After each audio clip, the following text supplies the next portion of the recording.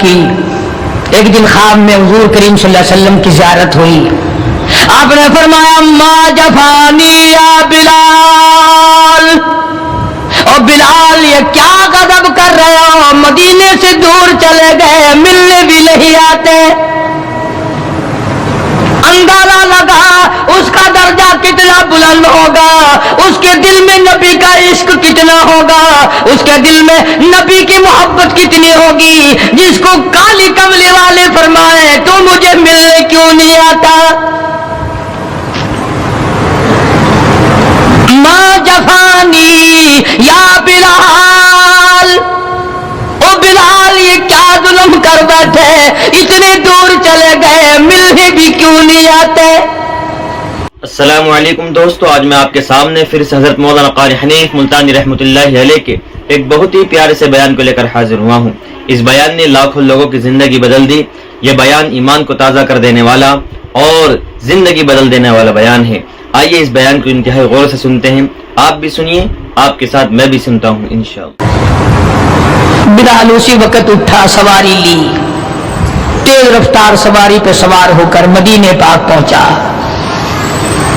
سیدنا بلال کو دیکھ کر مدینے میں کوہرام مچ گیا. نبی کا مؤذن آ گیا، کالی کملی والے کے دربار کا غلام آ گیا. سارے لوگ چاروں طرف جمع ہو گئے. حسنین کریمین رضی اللہ تعالی عنہما کو جا کے ملے، بلا کے لائے. فاطمۃ الزہرا کے لخت جگر بیٹو، علی مرتضیٰ کے شیر جوانوں، تمہاری بات نہیں موڑیں گے، ذرا اذان کی فرمائش کرو، اذان تو دے دے نبی کے زمانے کی، بلال آئے ہوئے ہیں. جنابی بلال حبشی رضی اللہ تعالیٰ عنہ نے مدینے کی مسجد میں، مسجد نبوی میں کھڑے ہو کر جب اذان شروع کی، مدینے میں کوہرام مچ گیا. عورت مرد باہر نکل آئے، چلو نبی کے اذان زمانے کی اذان آئی ہے، چلو شاید دیدار ہو جائے. بلال حبشی رضی اللہ تعالیٰ عنہ ان غریب صحابہ میں سے ہیں جنہوں نے ابتدا اسلام میں بڑے دکھ اٹھائے، بڑی پریشانیاں جھیلی. صرف کہنے سننے کی بات نہیں، اور خداوند عالم نے ان کے مقدر جگائے. اللہ تمہیں توفیق دے، تم سارے کے سارے حج بیت اللہ کرو، مکے جاؤ، جا کے دیکھو جس مقام پہ سیدنا بلال نے کوڑے کھائے، مار کھائی، آج وہاں مسجد بنی کھنی ہے، اور کوڑے مارنے والے جہاں رہا کرتے تھے وہاں بیت الخلا بنا ہوا ہے.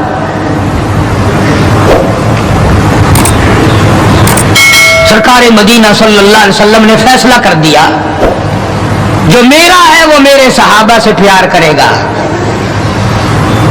جس کو میری ساتھ دشمنی ہے وہ میرے صحابہ کا دشمن ہے. صاف فرما دیا، من احبہم فبحبی احبہم، جس کو ان سے پیار ہے اس کو مجھ سے پیار ہے. ومن ابغضہم فببغضی ابغضہم، جس کو ان سے دشمنی ہے اس کو میری ساتھ دشمنی ہے.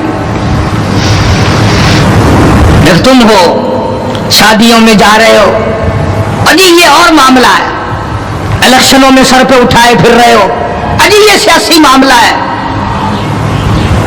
اور صحابہ کرام کی عزت کے سامنے سیاسی معاملہ کیا ہوتا ہے؟ وہ کون سی سیاست ہے جو صحابہ کرام سے ہٹ کر ہے؟ وہ سیاست نہیں، وہ بدماشی ہے. کون کہتا ہے یہ سیاست ہے؟ اپنی عزت بناتے ہو، محمد کریم صلی اللہ علیہ وسلم کے یاروں کی عزت کو مٹاتے ہو.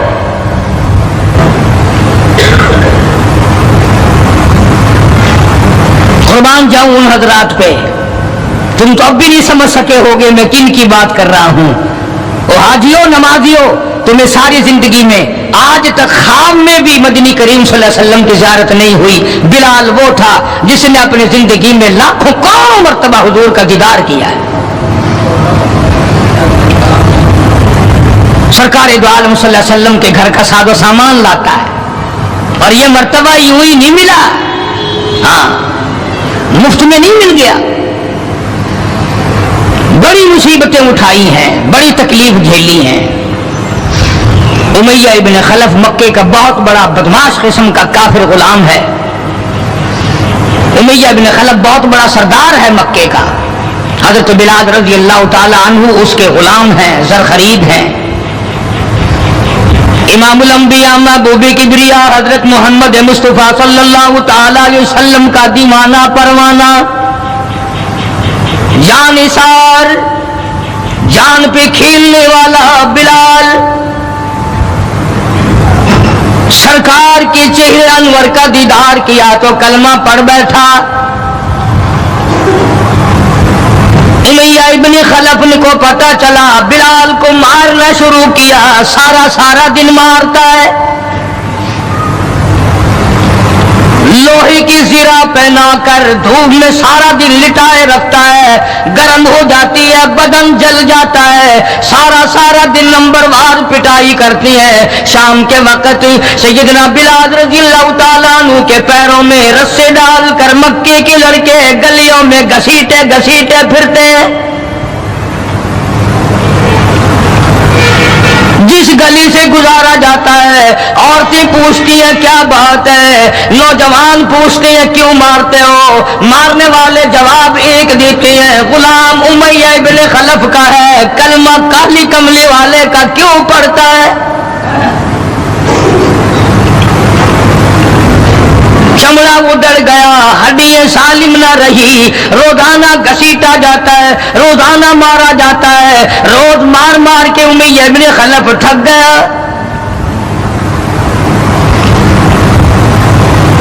خود بھی دوسرے لوگ بھی امداد کو آتے ہیں کافر کی، سیدنا بلال رضی اللہ تعالیٰ عنہ کے گلے پہ پاؤں رکھ کر پورا وزن ڈال دیتا ہے، سینے پہ پتھر کی چٹان رکھتا ہے، کمر کے نیچے دہکتے ہوئے بھڑکتے ہوئے کولے اور شعلے ہیں، آگ بجھ جاتی ہے مگر بلال غریب کو چھوڑا نہیں جاتا۔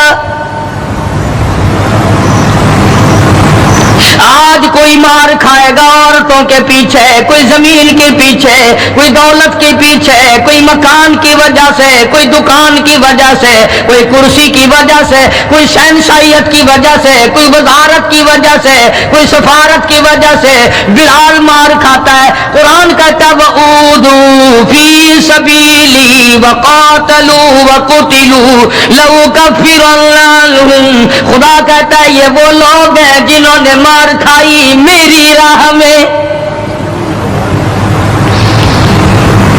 میرے نام پہ مار کھائی، میری وجہ سے مار کھائی، زبان پر مصیبت آئی، جان پر مصیبت آئی، مالی تکلیف پہنچی، بھوک پیاس کی تکلیف اٹھائی۔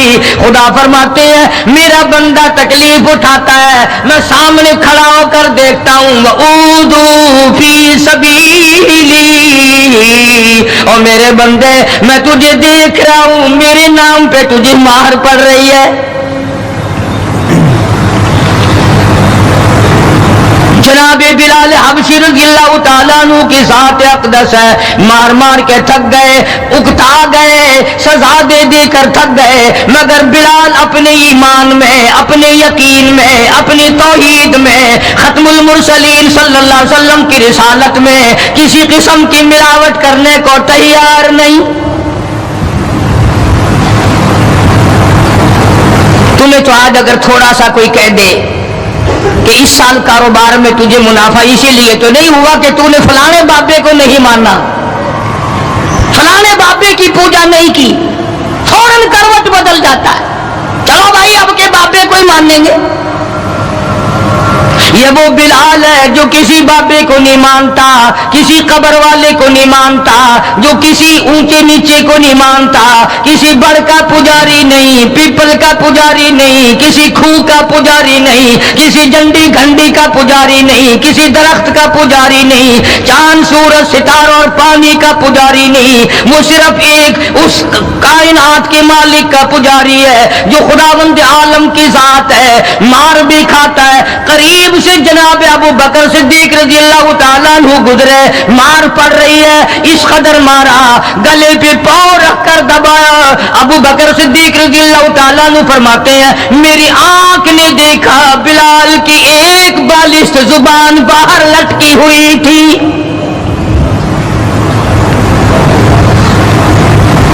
کمال ہے، اتنی تکلیف اٹھا رہا ہے،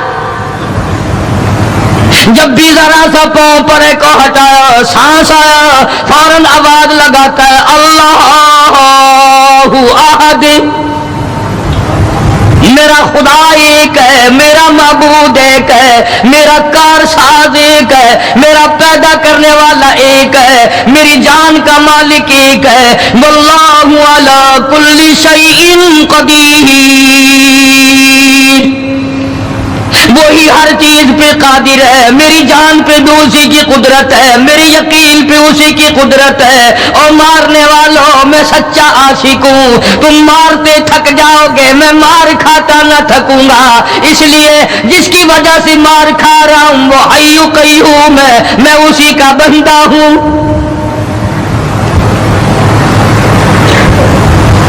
جناب ابو بکر صدیق رضی اللہ تعالیٰ عنہ نے گزرتے گزرتے کان میں بلال کے یوں کہہ دیا, آہستہ اللہ کا نام لے لے, تجھے بڑی سخت مار پڑ رہی ہے, اللہ کا آہستہ نام لے لے. جناب بلال رضی اللہ تعالیٰ عنہ فرماتے ہیں مجھے بڑا دکھ پہنچا, تکلیف ہوئی, اور یوں فرمایا ابو بکر اور اگر کوئی کہے تو کہے, تو نہ کہو یہ بات. انہوں نے کہا میں تیری تکلیف دیکھ کے کہہ رہا ہوں, تجھے صدمہ بڑا پہنچ رہا ہے, تجھے تکلیف بڑی پہنچ رہی ہے. جناب بلال حبشی رضی اللہ تعالیٰ عنہ فرمانے لگے ابو بکر میں تجھے کیا بتاؤں, جب میری کمر کے نیچے کولے, میرے سینے پہ پتھر کی چٹان اور میرے گلے پہ امیہ ابن خلف کا پیر رکھا ہوا ہوتا ہے اور وہ وزن پورا ڈالتا ہے, میری جان نکلنے کو ہوتی ہے, مجھے پروردگار کی طرف سے آواز آتی ہے, او میرے بلال تیرا کیا حال ہے. جب وہ ذات سامنے آئے میں کیسے آہستہ کہوں, اور میرا حال پوچھنے والا خدا ہو میں کیسے آہستہ اللہ کا نام لوں. بدنصیب قوم آج تو نہ آہستہ اللہ کا نام لیتے ہیں, نہ زور سے اللہ کا نام لیتے ہیں. چھوڑ ہی دیا, نماز چھوڑ دی, قرآن کی تلاوت چھوڑ دی, اللہ اللہ کرنا چھوڑ دیا, مسجد میں آنا ہی چھوڑ دیا. یہی وجہ ہے کہ آج کافروں کا ڈنڈا اور مسلمانوں کے سر ہے, پٹ رہے ہیں ساری دنیا میں. کون ہے مارنے والا مسلمان کو اگر ہم مسلمان ہوں. جناب ابو بکر صدیق رضی اللہ تعالیٰ عنہ نے یہ بات سنی تو حیران ہو گئے, بڑا عجیب طریقے سے مصیبتیں اٹھائیں, بڑی بڑی تکلیفیں جھیلی, مار مار کے بلال حبشی کو تھک جاتا تھا. ایک دن سیدنا بلال رضی اللہ تعالیٰ عنہ کو اتنا مارا, حضرت بلال رضی اللہ تعالیٰ عنہ فرماتے ہیں مجھے یقین ہو چلا کہ آج میرا وقت آ گیا, آج میرا دم آخری ہے.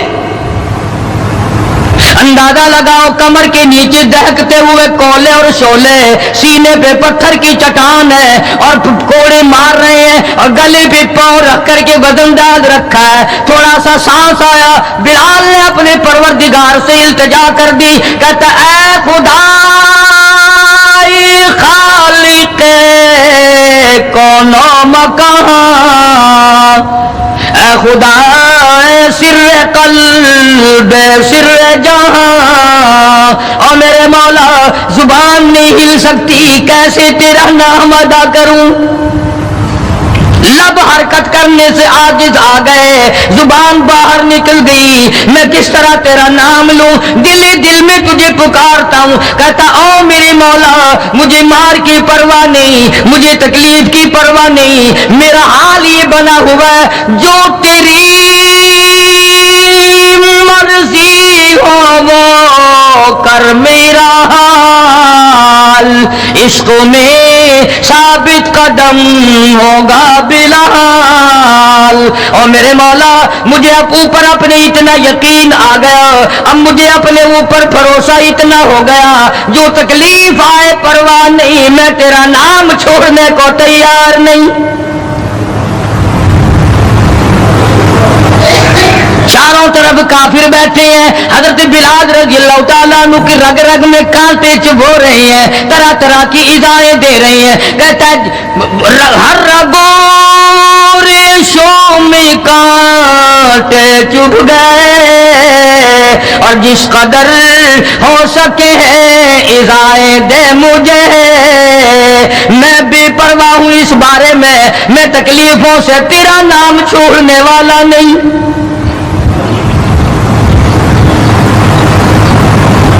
جناب ابو بکر صدیق رضی اللہ تعالیٰ عنہ نے حال دیکھا۔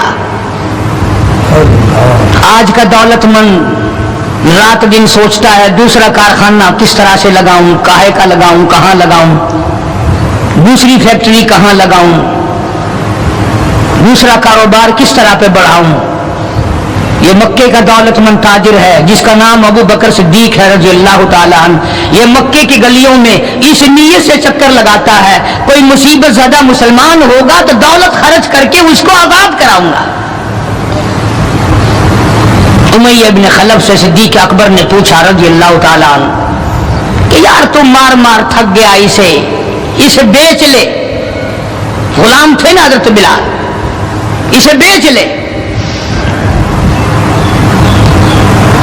امیہ کہنے لگا کہ خرید لو بھائی۔ تو امیہ بن خلف کافر نے بڑے پیسے مانگے۔ صدیق اکبر رضی اللہ تعالیٰ عنہ نے اسی وقت فرمایا کہ چل کے لے لو اپنے پیسے۔ امیہ جو مکے کا سردار تھا کہنے لگا ابو بکر میں تو تجھے بڑا عقل مند سردار اور ہوشیار تاجر سمجھتا تھا، آج پتا چلا تجھے تو عقل ہی نہیں۔ جناب ابو بکر صدیق رضی اللہ تعالیٰ عنہ نے پوچھا کیوں؟ وہ کہنے لگا یہ تو میرے ناک پہ لڑا ہوا ہے، مار مار کے میں تھک گیا، دوسروں سے مروا کے میں تھک گیا۔ اندازہ لگاؤ اور اپنے ایمان کا بھی پتہ کرو، سارا مکہ مارنے والا اکیلا بلال مارے کھانے والا۔ کہنے لگا یہ تو میرا درد سر بنا ہوا ہے، اگر تو یوں ہی کہتا نا غلام مجھے دیتے میں تیرے متھے مار دیتا، تو انہیں اتنی بڑی رقم دینی کر لی، یہ کوئی تیری عقل مندی ہے؟ کہاں یہ سر پھرا غلام جو کسی کام کا بھی نہیں رات دن مار کھاتا ہے اور اتنی بڑی رقم دینے کے لیے آپ آمادہ ہو گئے؟ جناب صدیق اکبر سبقت رضی اللہ تعالیٰ عنہ نے فرمایا امیہ میں بھی تجھے مکے کا سردار سمجھتا تھا، آج پتا چلا تو پرلے درجے کا گدھا ہے۔ انہوں نے کہا کیوں؟ کہ وہ اس لیے کہ ہو بلال اور قیمت یہ مانگی تو نے، بلال جیسی ذات ہو اور قیمت یہ مانگی، اگر آج پوری دنیا کی دولت کو مانگتا اور میرے پاس ہوتی میں اپنی جان دے کر کے بھی بلال کو خرید کے آزاد کرتا۔ چنانچہ خرید لیا، آزاد کر دیا، دربار رسالت میں پیش کر دیا۔ جناب حضرت محمد الرسول اللہ صلی اللہ تعالی علیہ وسلم کو پیار آیا۔ اندازہ لگاؤ بلال کے زخموں کو دیکھ کر آقا دو عالم صلی اللہ علیہ وسلم کو رونا آ گیا۔ اسلام کے لیے مار کھائی، ایمان کی وجہ سے مار کھائی، اپنے یقین کی وجہ سے مار کھائی، کوئی سیاسی غرض نہیں، کوئی دنیاوی غرض نہیں۔ جناب رسالت مآب صلی اللہ تعالی وسلم نے اللہ پاک نے اس کا پھل یہ دیا بلال کو، اس کا معاوضہ یہ دیا کہ دربار رسالت میں مؤذن بن گئے۔ اذان دینے کی جو ڈیوٹی تھی، منصب تھا، وہ حضرت بلال کو ملا رضی اللہ تعالی۔ جناب مدنی کریم صلی اللہ تعالی علیہ وسلم کی گھر کے خرچے اخراجات سودا سلف لانے کی ڈیوٹی حضرت بلال رضی اللہ تعالی عنہ کے ذمے تھی۔ کوئی کسی محکمے کے صاحب کا سامان لائے گا، کوئی کسی محکمے کے صاحب کا سامان لائے گا، کوئی کسی تاجر کا سامان خرید کے لائے گا، کوئی کسی افسر کا سامان خرید کے لائے گا۔ بلال تیرے پیروں سے اڑی ہوئی خاک پہ قربان ہو جاؤں، تو شہنشاہ کائنات کے دروازے کا غلام ہے، تو حضور کریم صلی اللہ تعالی علیہ وسلم کا سامان لاتا ہے اور 5 وقت اذان کی ڈیوٹی ہے۔ آپ صلی اللہ علیہ وسلم کے لیے قرضہ بھی لے کے آتا تھا بلال یہودیوں سے۔ ایک دفعہ ایک قرضے والے نے جان کر کہ دوبارہ اسے پھنساؤ، غلام بناؤ، حضرت بلال رضی اللہ تعالیٰ عنہ اذان دینے کے لیے تیار کھڑے تھے، یہودی آیا اور آ کے کہنے لگا یہ جو بدنصیب آدمی ہوتا ہے نا، جس کا ایمان نہیں ہوتا